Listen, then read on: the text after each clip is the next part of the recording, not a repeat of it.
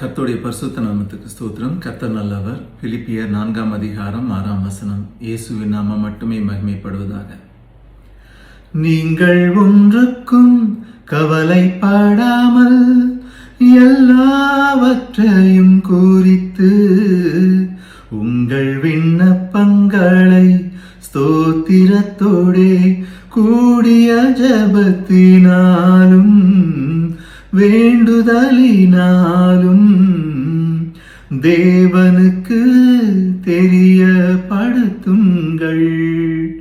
நீங்கள் ஒன்றுக்கும் கவலைப்படாமல் எல்லாவற்றையும் குறித்து உங்கள் விண்ணப்பங்களை ஸ்தோத்திரத்தோடே கூடிய ஜெபத்தினாலும் வேண்டுதலினாலும் தேவனுக்கு தெரியப்படுத்துங்கள்.